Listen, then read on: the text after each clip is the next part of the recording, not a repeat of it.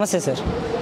Sir ఏంటి sir ఈ చంద్రబాబు నాయుడు గారు కానివ్వండి, నారా లోకేష్ గారు కానివ్వండి, ఏదైతే కుర్చీ మడత పెడతారు ప్రజలు జగన్మోహన్ రెడ్డి గారికి 224 ఎలక్షన్స్లో అనేసి, వీళ్ళు కదిలిరా సభలో కావచ్చు లేదా శంకరవన్ సభలో కావచ్చు, వీళ్ళు డైరెక్ట్గా కుర్చీ తీసుకొని వచ్చేసి ప్రజలకి ఎక్స్ప్లెనేషన్ ఇస్తున్నారు ఆ కుర్చీ గురించి. వాటిపై మీ కామెంట్స్ ఏంటి సార్? ఆల్రెడీ ప్రజలందరూ 2019లోనే వాళ్ళ కుర్చీ మడతపెట్టి వాళ్ళని ఆల్రెడీ 23 సీట్లకే పరిమితం చేశారు.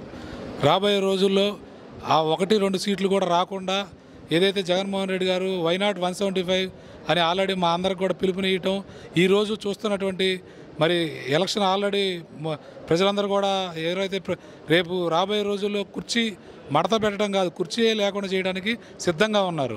అంటే ప్రజల భవిష్యత్తుకి చంద్రబాబు నాయుడు గారు గ్యారంటీ, రామరాజ్యం రావాలి అంటే చంద్రబాబు నాయుడు గారే రావాలనేసి అయితే వీళ్ళంతా టీడీపీ వాళ్ళు అయితే చెప్పుకుంటున్నారు కదా సార్. ఇప్పుడు భారతదేశంలో ఏదైతే మరి ఆంధ్రప్రదేశ్లో కని విని ఎరగని రీతిలో ఇచ్చిన మాట మీద నిలబడి మరి ఏదైతే సంక్షేమ కార్యక్రమాలు అమలు చేస్తున్నటువంటి ఏకైక ముఖ్యమంత్రి జగన్మోహన్ రెడ్డి గారు, ఇంతకంటే కూడా మరి ప్రజలందరికీ కూడా మేలు చేయగలిగినటువంటి ముఖ్యమంత్రి మరి 2019లో కానీ 2014లో కానీ అలివి కానీ హామీలు మరి ఏదైతే చెప్పారో ఏ ఒక్కటి కూడా ఆయన నెరవేర్చలేదు. కాబట్టి ప్రజలందరూ ఆయనకి బుద్ధి చెప్పి 23 సీట్లకి పరిమితం చేశారు. మరి ఇచ్చిన మాట ప్రకారం ఎవరికైతే మంచి చేసినటువంటి మరి ప్రజలకి మంచి చేసినటువంటి గవర్నమెంట్ ఏదైనా ఉంటే అది జగన్మోహన్ రెడ్డి గారి గవర్నమెంటే. కాబట్టి ఈరోజు సగౌరవంగా మరి ముఖ్యమంత్రి గారు జగన్మోహన్ రెడ్డి గారు ఒక్కటే అడుగుతున్నారు, ఎవరైతే మంచి చేశారో మంచి చేసిన వారిని గుర్తించి వారికి ఓటేయాలని చెప్పారు. ఇట్లాంటి చెప్పిన మాట ఎవరు గతంలో ఎక్కడ కూడా ఏ ముఖ్యమంత్రి కూడా చెప్పలేదు.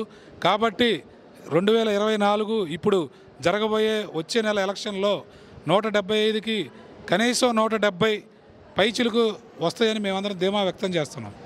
యాత్ర 2 మూవీ గురించి నారా లోకేష్ గారు మాట్లాడుతూ అది యాత్ర 2 కాదు, అంతిమ యాత్రకి సిద్ధమవుతున్నారు వైసీపీ వాళ్ళని అయితే ఆయన కామెంట్స్ చేయడం జరిగింది. రాజధాని ఫైల్స్ కూడా ఆ మూవీని వైసీపీ వాళ్ళు అడ్డుకుంటున్నారని కూడా ఆయన చెప్తున్నాడు.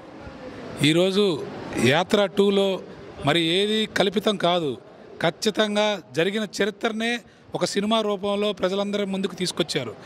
దాన్ని కూడా కామెంట్ చేసి మరి ప్రజలకి అందరికీ తెలిసిన నిజాలే.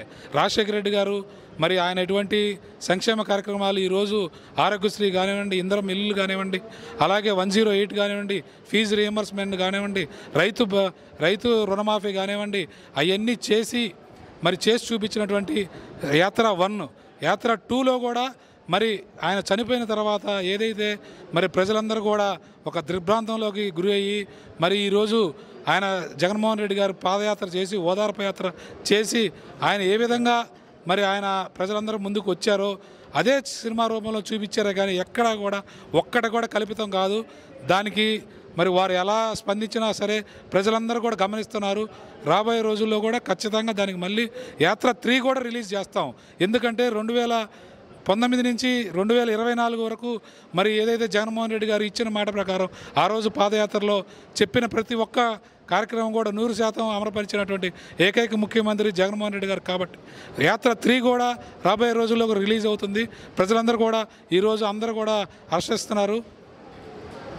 ఈ జానీ మాస్టర్ ఏదైతే ఉన్నాడో మీకు ఐడియానే ఉంటుంది, డ్యాన్స్ మాస్టర్. అతను ప్రెస్ మీట్ పెట్టి పేరున్న నానినా పేరు లేని నానినా నీకు పేర్ల పండుగ చూపిస్తా అనేసి ఆయన ఈ పేరు నాని గారి గురించి కామెంట్స్ చేయడం అయితే జరిగింది కదా, వాటి గురించి మీరేం చెప్తారు?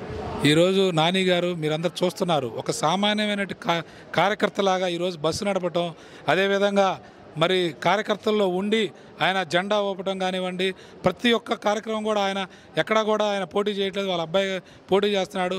ఆయన ఒకటే చెప్తున్నాడు, ఎవరైతే మంచి చేస్తున్నారో వాళ్ళని గుర్తించండి, ఎవరైతే మంచి చేసినటువంటి వాళ్ళని మళ్ళీ ఆశీర్వదించండి అని నాని గారే కాదు రాష్ట్రంలో ఉన్నటువంటి ఏ కులమైనా ఈరోజు ఎస్సీ ఎస్టీ బీసీ మైనారిటీలు మరి మీరందరూ చూస్తున్నారు, బీసీలకి పెద్దపీట వేశారు.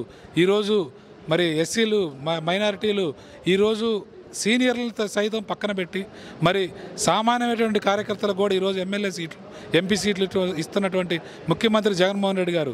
కాబట్టి ఎవరైతే ఎవరిష్టం వచ్చినట్టు వాళ్ళు మాట్లాడుకుంటారు, కానీ ప్రజలు దానికి సరైన రీతిలో సమాధానం చెప్తారు. అంటే జానీ మాస్టర్ గారు మరి అంత సభాముఖంగా ఆయన గురించి అలా మాట్లాడటం, ఆయన ఒక కార్పొరేటర్గా గెలిచిన దాఖలాలు కూడా అయితే లేవు. పేరు నాని గారు ఆయన ఇప్పుడైతే ఒక హోదాలో అయితే ఉన్నారు, ఆయన గురించి మాట్లాడటం ఎంతవరకు కరెక్ట్ అంటారు? జానీ మాస్టర్ గారు ఒక డ్యాన్స్ కొరియోగ్రాఫరు, ఆయనకి రాజకీయం గురించి కానీ ప్రజల గురించి కానీ ఇక్కడ జరుగుతున్నటువంటి అభివృద్ధి గురించి కానీ ప్రజలు ఏ విధంగా మరి కరోనా టైంలో కూడా ఈ రాష్ట్రంలో వాలంటీర్స్ ద్వారా మరి రాష్ట్రంలో సచివాలయాల ద్వారా ఇంత మంచి కార్యక్రమాలు అందిస్తున్నారు. జానీ మాస్టర్ గారికి డ్యాన్సులు లేకపోతే కొరియోగ్రాఫర్ గురించి అయితే ఆయన అడగండి, ఆయనకు రాజకీయాలకు సంబంధం లేదు.